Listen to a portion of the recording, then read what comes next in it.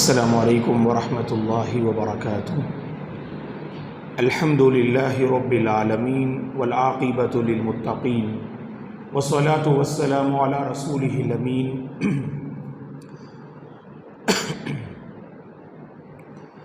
وعلی آلہ وصحبہ اجمعین ومن تبعہ بإحسان الی یوم الدین، اما بعد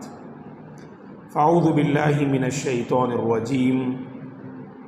وَإِذَا سَمِعُوا مَا أُنزِلَ إِلَى الرَّسُولِ تَرَى أَعْيُنَهُمْ تَفِيضُ مِنَ الدَّمْعِ مِمَّا عَرَفُوا مِنَ الْحَقِّ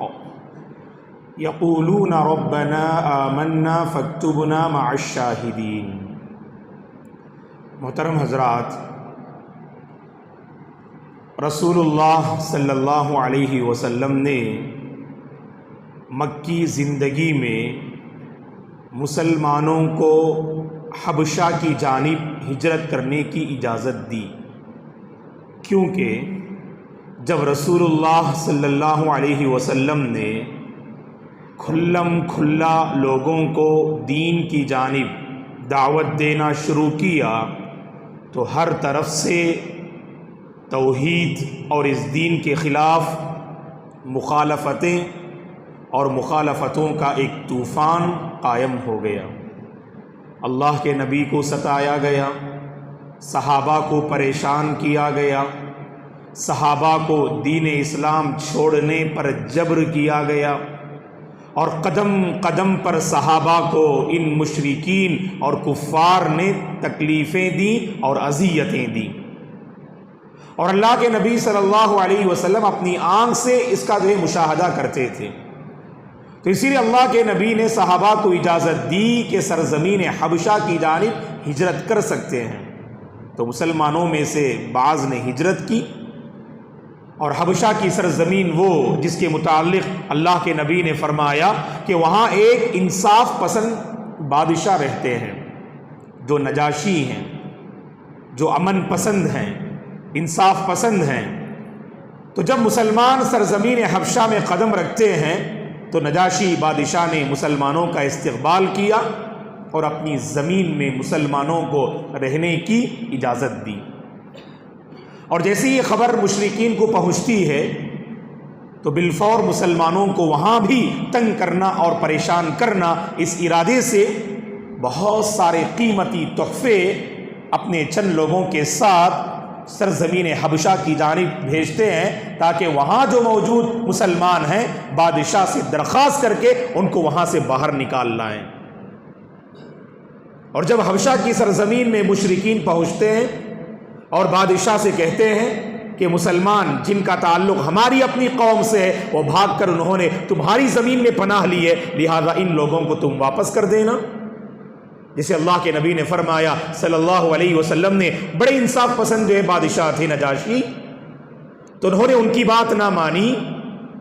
اور اسلام کیا دین ہے اور اس کی کیا تعلیمات ہیں اور اس کے اندر کیا پیغامات ہیں، اس کو واضح کرنے کے لیے جعفر بن ابی طالب رضی اللہ عنہ مسلمانوں کی جانب سے نمائندگی کرتے ہوئے بادشاہ کے دربار میں حاضر ہوتے ہیں اور اسلام کا انٹروڈکشن کراتے ہیں۔ اللہ کے نبی نے جس دین کو پیش کیا اس دین کی بنیادی تعلیمات کیا ہیں آپ نے نجاشی کے سامنے پیش کیا، اور سورہ مریم کی آیات کریمہ کی بھی تلاوت کی۔ اور اس موقع پر جب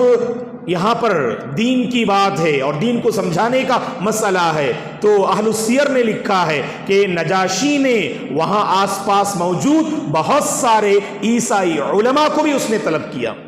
اور دربار میں بہت سارے عیسائی علماء تھے اور نجاشی بھی موجود تھے وہاں پر۔ اور جب جعفر رضی اللہ عنہ نے سورہ مریم کی آیات کریمہ تلاوت کی تو اس وقت ان آیات کریمہ کی تاثیر ان کے دلوں پہ کیسے ہوئی اللہ تعالیٰ نے 7ویں پارے کی پہلی آیت میں بیان کیا۔ وَإِذَا سَمِعُوا مَا أُنزِلَ إِلَى الرَّسُولِ تَرَى أَعْيُنَهُمْ تَفِيضُ مِنَ الدَّمْعِ۔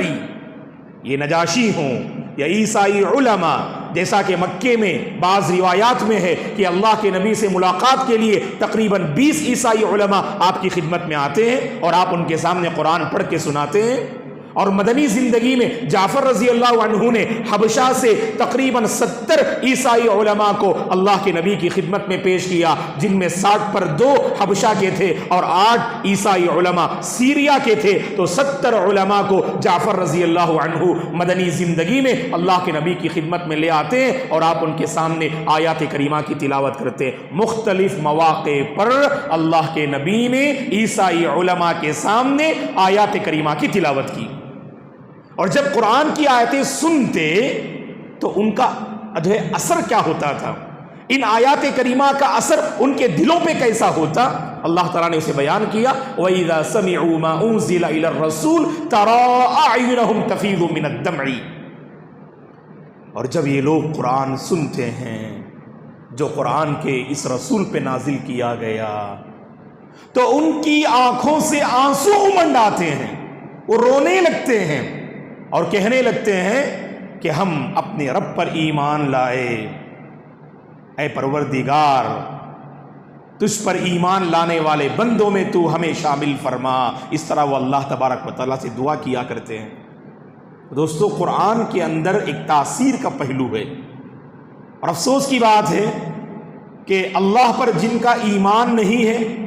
دعوت کے میدان میں ہمارے دعات جو مصروف ہیں وہ بتاتے ہیں جب ان کے سامنے قرآن کی آیتیں پڑھی جاتی ہیں تو ان کا ضمیر بدلتا ہے، ان کی روح کو ایک عجیب قسم کی جو ہے حرکت ملتی ہے، اور بہت سارے اللہ کے بندے اسلام قبول کرتے ہیں، اسلام نہ قبول کریں صحیح باز، لیکن اسلام کے حوالے سے ان کی رائے بدل جاتی ہے اور قرآن کا اثر وہ قبول کرتے ہیں۔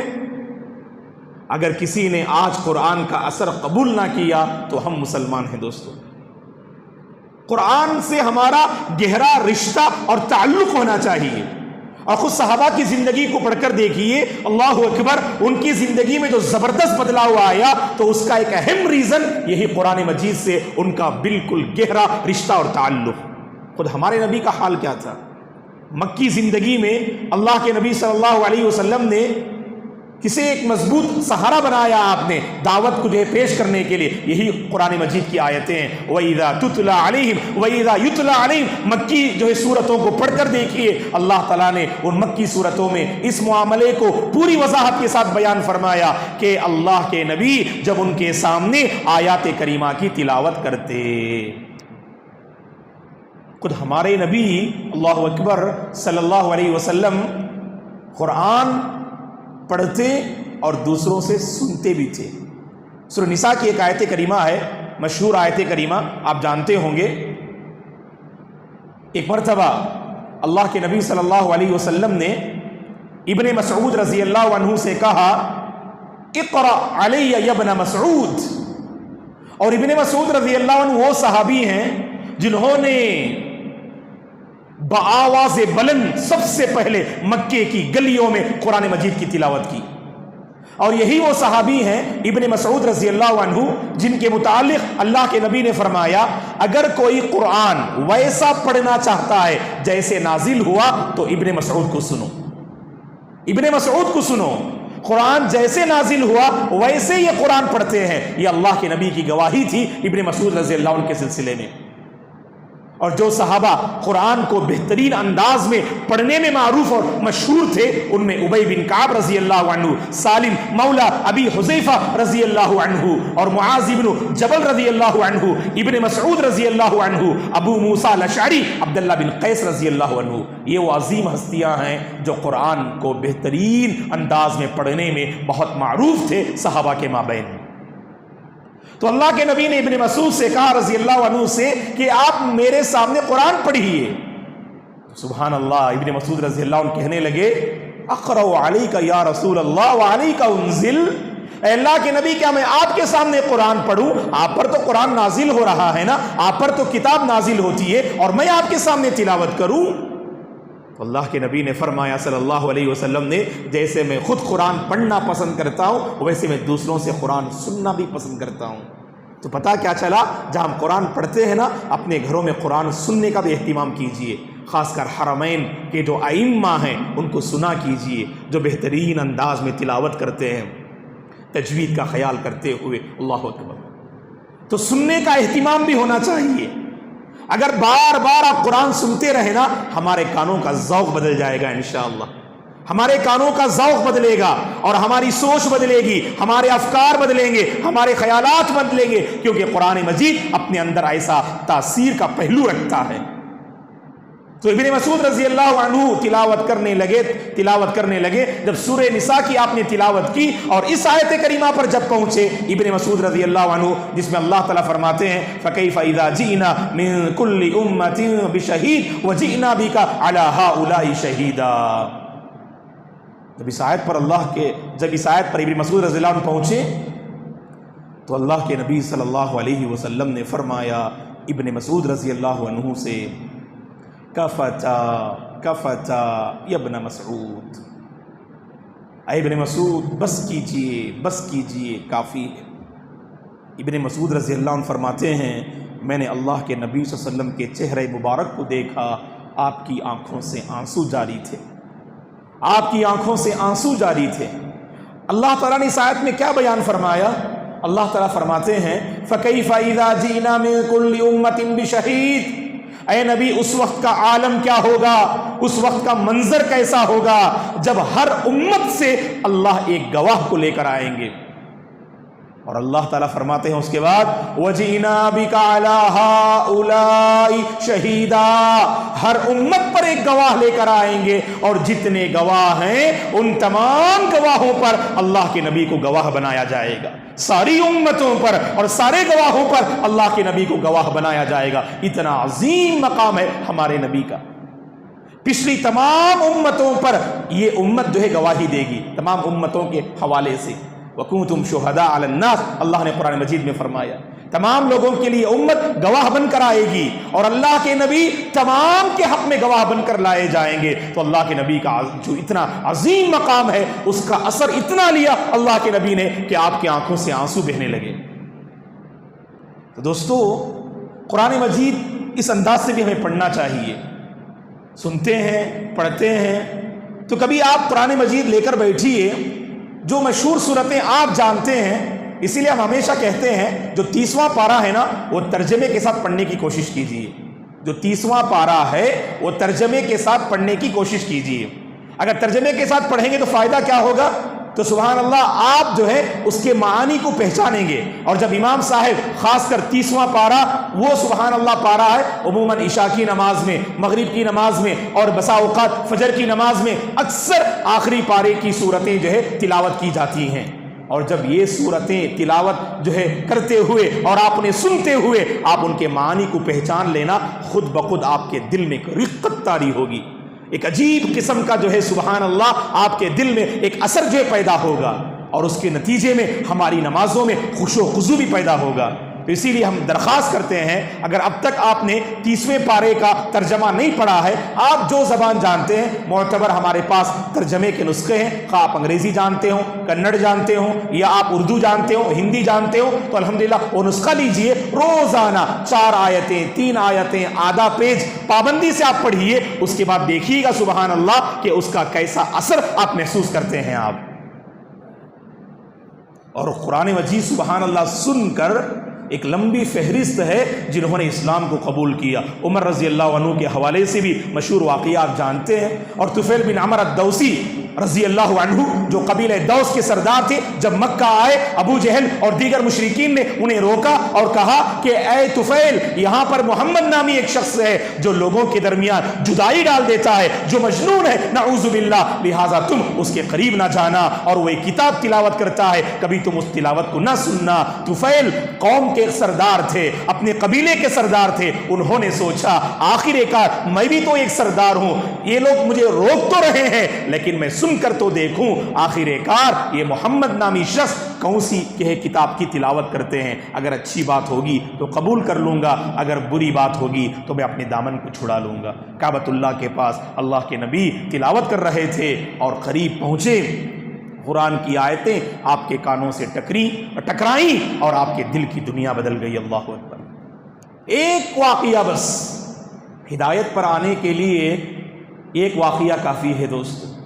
ہے کہ نہیں؟ تو طفیل بن عمر الدوسی رضی اللہ عنہ سبحان اللہ دیکھیے آپ، اور آپ کو معلوم ہونا چاہیے وہ عظیم صحابی ہیں، کہ قرآن کی آیتیں سنتے ہیں اور اللہ کے نبی کی خدمت میں حاضر ہو کر اسلام کا جو اعلان کرتے ہیں، شہادتین کا اقرار کرتے ہیں اور اپنی قوم میں داعی بن کے جاتے ہیں، قوم والوں کو سمجھاتے ہیں۔ قبیلہ دوس کو اکثر لوگ انکار کرتے ہیں، آپ کی دعوت کو ٹھکرا دیتے ہیں، اللہ کے نبی کی خدمت میں آتے ہیں اور طفیل بن عمرو کہتے ہیں رضی اللہ عنہ، یا رسول اللہ ان اوسا قد عصت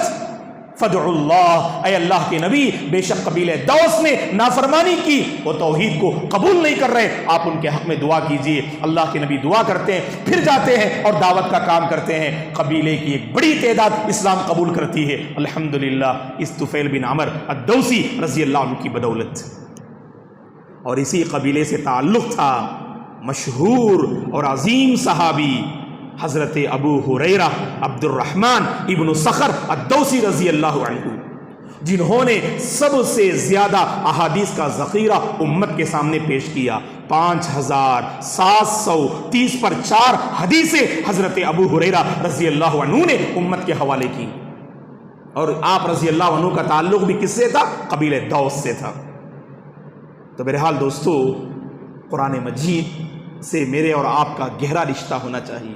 پڑھیے کتاب کو، یہ کتاب پڑھی جانے والی کتاب ہے، یہ کتاب تدبر کی جانے والی کتاب ہے، اور دل پہ جو تالے پڑے ہوئے ہیں نا، ان تالوں کو ختم کرنے اور کھولنے کے لیے یہی قرآن کی تلاوت ہے۔ افلا یتدبرون القرآن ام علی قلوب اقفالها، جیسے جیسے قرآن پڑھیں گے نا، آپ خود اپنے اندر ایک تبدیلی محسوس کریں گے۔ جو بندہ قرآن سے قریب ہوتا ہے اس کے اخلاق میں بھی کافی تبدیلی آتی ہے۔ بہت غصہ کرتا تھا، قرآن پڑھنے سے غصہ ٹھنڈا ہوتا ہے۔ بہت جلد جو ہے آپ نعوذ باللہ دوسروں کے سلسلے میں غلط فیصلہ لیتے ہیں، آپ قرآن کو خوب پڑھیے، آپ کا یہ فیصلہ بدلے گا، آپ کے اخلاق بدلیں گے، آپ کی عادتیں بدلیں گی، آپ کی سوچ بدلے گی، آپ کا دل بدلے گا، اور آپ کے ایکٹیویٹیز بدلیں گے، آپ کے تعلقات میں فرق آئے گا۔ سبحان اللہ، یعنی فرق سے میری مراد کہ ہر معاملے میں بہتری پائیں گے انشاءاللہ، کیونکہ یہ قرآن کس لیے آیا ہے؟ یا ایھا الناس قد جاءکم موعظۃ من ربکم وشفاء لما فی الصدور۔ ہمارے دلوں میں جو بیماریاں ہیں نا، ان بیماریوں کو ختم کرنے کے لیے کتاب آئی ہے دوستو، ختم کرنے کے لیے آئی ہے۔ تو ابھی بیماریاں ہیں ہمارے دلوں میں، آپ یہ مت کہیے گا کہ نہیں مولانا میرا دل بالکل صاف ہے، کہا کہ نہیں، ہمارے دلوں میں بہت ساری بیماریاں پائی جاتی ہیں۔ ان بیماریوں کا خاتمہ کرنے کے لیے قرآن سے قریب ہونا ہوگا، کیونکہ قرآن کی ہر آیت میں سبحان اللہ یہ تاثیر کا پہلو ہے، اور قرآن سے قریب ہو جائیں تو خود بخود آپ سبحان اللہ جو ہے اپنی زندگی میں برکت پائیں گے۔ عجیب قسم کی برکت ہے قرآن سے قریب ہونے میں، اسی لیے ان لوگوں کی زندگی قابل رشک ہوتی ہے جن کا اٹھنا بیٹھنا قرآن مجید پہ، یعنی قرآن مجید کی تلاوت اور قرآن مجید کو پڑھنے میں زندگی کا بڑا حصہ کھپا دیتے ہیں۔ یہ بہت مبارک ہے، اسی لیے اللہ کے نبی نے کیا فرمایا؟ خیرکم من تعلم القرآن وعلمہ، قرآن سیکھنے والا مبارک ہے، قرآن سکھانے والا مبارک ہے، اور اس معاشرے کی سب سے بہترین ہستی ہے وہ جس کا قرآن سے تعلق ہوگا۔ اس لیے تعلق نہیں ہے دوستو، یہ رمضان تعلق کو پیدا کرنے کے لیے آیا ہے۔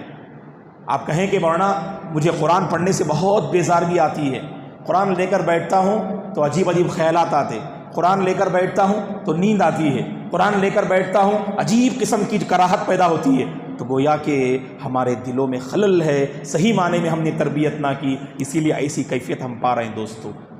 ختم کیجئے گا آہستہ آہستہ، ایسا نہیں کہ آپ اب لے کر جو ہے 1 گھنٹہ بیٹھ کے تلاوت کریں، آپ ناممکن ہے۔ جو پڑھنے کا عادی نہیں ہوتا ہے وہ 1 گھنٹہ 2 گھنٹہ لگاتار پڑھے، ناممکن ہے۔ آپ روزانہ پابندی کے ساتھ ایک وقت خاص کیجئے، بیٹھیے 5 منٹ 10 منٹ پابندی سے پڑھیے، اور پھر اگلے وقت میں 10 منٹ 5 منٹ پابندی سے پڑھیے، اس کے بعد دیکھیے آپ الحمدللہ قرآن سے کیسے قریب ہوتے ہیں اور قرآن پڑھنا کیسے آسان ہوتا ہے۔ اللہ سے بھی دعا کیجئے، اے اللہ قرآن کی تلاوت کو میرے حق میں آسان فرما دے۔ بہت مشکل ہے دوست،